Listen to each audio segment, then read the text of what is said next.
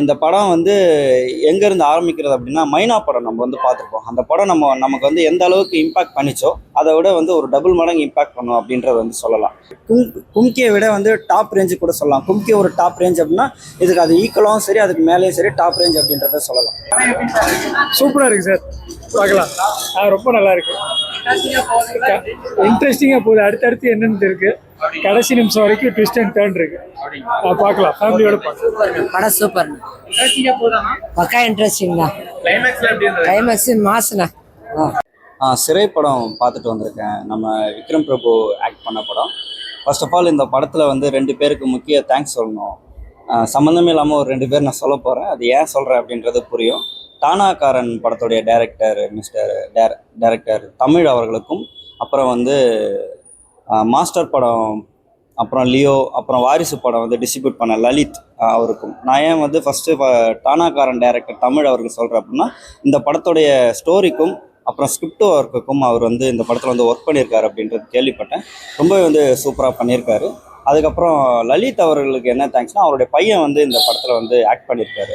Jail சிறைவாசியாக வந்து அவர் இந்த படத்தில் வந்து ஆக்ட் பண்ணியிருப்பார். ரொம்பவே அந்த ரோலில் அவர் வாழ்ந்திருக்கார் அப்படின்றத சொல்லலாம். இந்த படம் வந்து எங்கேருந்து ஆரம்பிக்கிறது அப்படின்னா, மைனா படம் நம்ம வந்து பார்த்துருப்போம். அந்த படம் நமக்கு வந்து எந்த அளவுக்கு இம்பாக்ட் பண்ணிச்சோ அதை விட வந்து ஒரு டபுள் மடங்கு இம்பாக்ட் பண்ணும் அப்படின்றத வந்து சொல்லலாம். அந்த படம் பார்த்ததுக்கப்புறம் இந்த படம் சப்போஸ் அந்த படத்தோடைய செகண்ட் ஹாஃப் வந்து சில பேருக்கு வந்து ஏன் இவங்க 2 பேர் வந்து சேரல அப்படின்றது மாதிரி இருக்கும். இந்த படத்தில் வந்து கிளைமேக்ஸில் வந்து 2 பேர் வந்து சேர்ந்துருப்பாங்க இந்த படத்தில் வரவங்க. ஸோ அதனால் அந்த விஷயத்தில் வந்து ஃபுல்ஃபில் ஆகிருக்கும். ஓகே, விக்ரம் பிரபுவோடைய ஆக்டிங்லாம் எப்படி இருந்தது?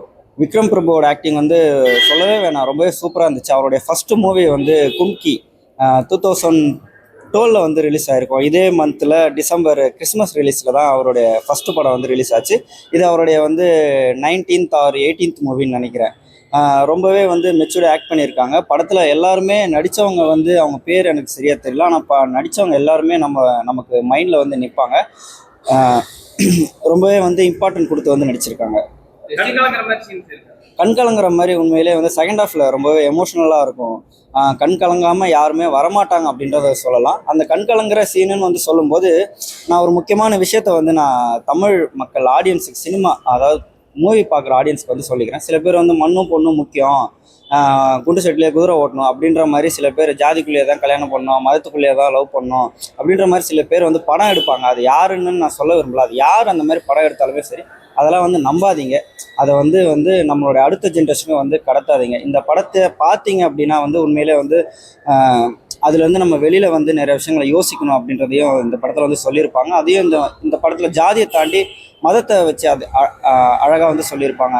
நம்ம ஊர்லன்னு இல்லை, இந்தியா நம்ம கண்ட்ரிலே வந்து பார்த்திங்கன்னா ஹிந்து முஸ்லீம் ஆர் வந்து முஸ்லீம் கிறிஸ்டியன் ஆர் வந்து இந்து முஸ்லீம் கிறிஸ்டியன், இந்த ட்ரையாங்கிள் ஷேப்பில் வந்து மாறி மாறி ஏதாவது மதக்கலவரம், இவங்கன்னா இப்படி தான் இருப்பாங்க, முஸ்லீம்னா இப்படி தான் இருப்பாங்க, கிறிஸ்டியன்னா இப்படி தான் இருப்பாங்க, ஹிந்துனாலே இப்படி தான் இருப்பாங்க அப்படின்ற ஒரு விஷயம் தாண்டி இங்கே சிறுபான்மையினர்கள் வாழ்கிறது யாருன்னா வந்து பெரும்பாலும் வந்து சிறுபான்மையர்கள் வந்து கிறிஸ்டியன் அண்ட் முஸ்லீம்ஸ். இங்கே ஹிந்து வந்து பெரும்பாலும் வாழ்கிறாங்க. அதனால் வந்து கிறிஸ்டியன்னாலே சில பேர் இப்படி தான் இருப்பாங்க, முஸ்லீம்னாலே சில பேர் இப்படி தான் இருப்பாங்க அப்படின்றது ஒரு எக்ஸாம்பிள் சொல்லணும்னா, முஸ்லீம்னா தீவிரவாதினாலே முஸ்லீம் தான் இருப்பாங்க அப்படின்ற மாதிரி ஒரு மென்டாலிட்டி நம்மக்கிட்ட இருக்குது. ஸோ அந்த மென்டாலிட்டியை உடைக்கிற மாதிரி இந்த படத்தில் வந்து டைலாக்ஸும் சரி, சீன்ஸும் சரி அழுத்தமாக சொல்லியிருப்பாங்க. அந்த சீன்ஸ்லாம் பார்க்கும்போது நம்மளே அறியாமல் கைத்தட்டணும் அப்படின்றது தோணும். படத்துலேயே வந்து படம் பார்க்கும்போது வந்து நிறைய பேர் அந்த சீனுக்கு வந்து கைத்தட்டுறாங்க. முக்கியமாக ஒரு சந்தோஷமான விஷயம் சொல்லும்போது, இந்த படத்தில் நிறைய பேர் ஃபேமிலி ஆடியன்ஸ் வந்து இந்த படத்தை வந்து பார்க்குறாங்க. சின்ன சின்ன குழந்தைங்களை கூட்டிகிட்டு வந்து பார்க்குறாங்க. அது ரொம்பவே வந்து சந்தோஷமான விஷயமும் ஆரோக்கியமான விஷயமும் கூட. ரொம்ப சூப்பராக இருக்குது. படம் வந்து ரொம்ப நேரம் லேக் அடிக்காமல் இல்லாமல் 2 மணி நேரம் அழகாக வந்து கொண்டுட்டு போயிருக்காங்க. அந்த 2 மணி நேரம் அழகாக கொண்டுட்டு போகிறது, ரொம்ப கிரிப்பிங்காக எடுத்துகிட்டு போகிறது வந்து மியூசிக் டைரக்டர் வந்து ரொம்பவே சூப்பராக வந்து மியூசிக் போட்டிருக்காரு. பாட்டு வந்து கதை ஒட்டியே தான் வரும், தனியாக அப்படின்றது ஒன்றும் இல்லை. கிராமத்து கதையிலேருந்து அப்படியே வந்து பாட்டு வந்து வரும். ரொம்ப சூப்பராக இருக்குது.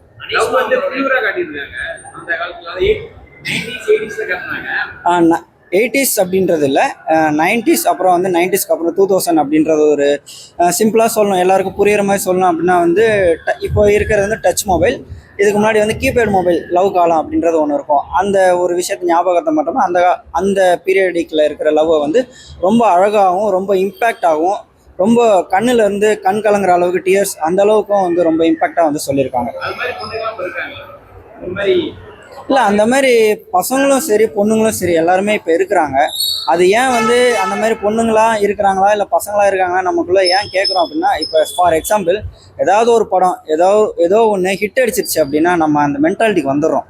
ஆனால் அதை தாண்டி ஒரு உலகன்றது ஒன்று இருக்குது. ஃபார் எக்ஸாம்பிள் போலீஸ்னால இப்படி தான் அப்படின்ற மாதிரி ஒரு மென்டாலிட்டி அப்படின்றது ஒன்று இருக்குது. இந்த படத்தை நீங்கள் பார்த்தீங்க அப்படின்னா போலீஸ் வாழ்க்கையில் அதை தாண்டி ஒன்று இருக்குது, எஸ்கார்ட் டியூட்டி அப்படின்றது ஒன்று இருக்குது. எஸ்கார்ட் டியூட்டியில் வந்து நிறைய ரகம் இருக்குது. அதில் வந்து சிறைவாசிகளை வந்து கோர்ட்டுக்கு எடுத்துகிட்டு போகிறது அப்படின்றது ஒன்று இருக்கும். அந்த ஒரு விஷயத்தை வந்து போலீஸ்க்கும் என்ன கஷ்டங்கள் இருக்குது, அதில் என்ன சிக்கல்கள் இருக்குது அப்படின்றதையும் வந்து அழகாக காமிச்சிருக்காங்க. இந்த மாதிரி படங்களை வந்து பார்க்கும்போது அதாவது போலீஸ் ஆஃபீஸரும் சரி இல்லை போலீஸ் வேலைக்கு ஜாயின் பண்ணி நான் வந்து சர்வீஸ் பண்ணணும் அப்படின்னு நினைக்கிறவங்களும் சரி இந்த படத்தை பார்த்துட்டு அவங்க ஒரு எக்ஸாம்பிளாக இனிமேட்டு எடுத்துக்கிறதுக்கு நிறையா வந்து சான்சஸ் இருக்குது. என்னுடைய பர்சனல் ஒப்பீனியன் என்னென்னா, தானாகாரன் படத்துடைய டைரக்டர் தமிழ் அவர்கள் வந்து வெற்றிமாறன் அவர்களையும் ஒர்க் பண்ணியிருக்காரு. வெற்றிமாறன் அவர்கள் வந்து தொடர்ந்து அவருடைய படங்களில் வந்து பார்த்திங்கன்னா போலீஸை வந்து கொஞ்சம் நெகட்டிவாக வந்து காமிக்கிறாங்க. அதை நான் தவறுன்னு சொல்ல வரல. பட் அந்த மாதிரி ஒரு தவறு அப்படின்ற ஒரு விஷயத்த வந்து சில பேர் வந்து சொல்லிட்டு இருக்காங்களே, அவங்களுக்கு இது வந்து மாற்றி அமைக்கக்கூடிய வகையில் வந்து போலீஸ் சைட்லேயும் வந்து நிறையா கஷ்டங்கள் இருக்குது அப்படின்றத வந்து இந்த படத்தில் அழுத்தமாக காமிச்சிருக்காங்க. நிறைய பேர் விடுதலை படத்துடைய இந்த படத்துலையும் வந்து இருக்குது அப்படின்னு. விடுதலை படத்துடைய கதாம்சம் அப்படின்றது டோட்டலாக வேறு, இந்த படத்துடைய கதாம்சம் அப்படின்றது வந்து டோட்டலே வேறு. அப்போது எல்லா வேலையிலுமே வந்து நல்லவங்களும் இருப்பாங்க கெட்டவங்களும் இருப்பாங்க. அந்த நல்லவங்க மூலயமா வந்து நிறையா நல்ல விஷயங்களும் நடக்கும், கெட்டவங்க மூலியமாக நிறையா பாதிப்பும் நடக்கும். அந்த பாதிப்பு வந்து நிறையா வந்து எடுத்து சொல்ல முடியாது, இந்த மாதிரி படங்கள் மூலியமாக தான் எடுத்து சொல்ல முடியும். ஸோ அந்த விஷயத்தில் வந்து இந்த படத்தில் நிறையா பார்த்து நம்ம கற்றுக்கலாம், தெரிஞ்சுக்கலாம். டாப் 10 தாண்டி வந்து நான் டாப் 5 கூட நான் சொல்லுவேன். எப்பயுமே எல்லா வருஷத்துலையுமே வந்து டிசம்பர் மாதத்தில் நீங்கள் வந்து பார்த்தீங்கன்னா கிறிஸ்மஸ் லீவில் நல்ல நல்ல படங்கள் வந்து வரும். ஃபார் எக்ஸாம்பிள் சொல்லணும்னா அருவி டிசம்பர் லாஸ்ட் வீக்கில் தான் வந்துச்சு, என்றென்றும் புன்னகை லாஸ்ட் வீக்கில் தான் வந்துச்சு, இன்னும் கும்கி கூட லாஸ்ட் வீக்கில் தான் வந்துச்சு. நிறையா படங்கள் இருக்குது நிறையா வருஷங்களில். முக்கியமாக இன்னொரு விஷயம் சொல்லணும் அப்படின்னா வந்து துருவங்கள் 16ன்னு ஒரு படம் இருக்கும். அந்த படம் சைலண்ட்டாக சூப்பராக ஓடிச்சு, அதுவும் லாஸ்ட் வீக்கில் தான் வந்துச்சு. அந்த வகையில் இந்த வருஷமும் 2025 லாஸ்ட் வீக்கில் ஒரு சக்கப்போடு போட்ட படம் அப்படின்னா வந்து சிறை அப்படின்னு சொல்லலாம். இனிமேட்டு இந்த மாதிரி ஒரு படத்தை வந்து விக்ரம் பிரபு அவர்கள் வருஷத்துக்கு ஒரு 3 படம் கொடுத்தாலே போதும், மக்கள் மனசு நீங்காமல் இடம் பிடிச்சிட்டே வருவார். அவரோட கரியர் பெஸ்ட்னே சொல்லலாம். கும்கி நல்லா தானே இருக்கு. சூப்பர் தான்.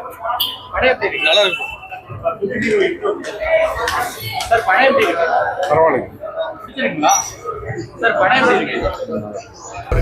செம்மையா நல்லா இருக்கு படம். நல்லா இருக்கா?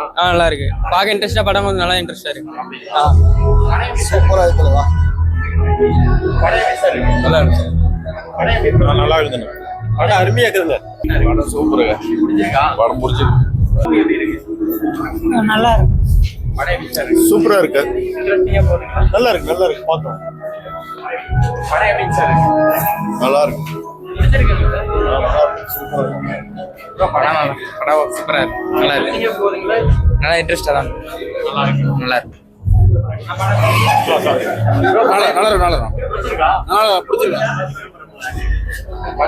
சூப்பரா இருக்கு. சூப்பரா இருக்கு. கிளைமேக்ஸ் சூப்பரா இருக்கு. நல்லா அருமையான படம். படம் நல்லா இருந்துச்சு. நல்லா படம் ஃபுல்லா விறுவிறுப்பா போகுது. சூப்பரா நல்லா விறுவிறுப்பா எடுத்திருக்காங்க. படம் நல்லா இருக்கு. நல்லா பிடிச்சி. நல்லா இருக்கு. நல்லா இருக்கு.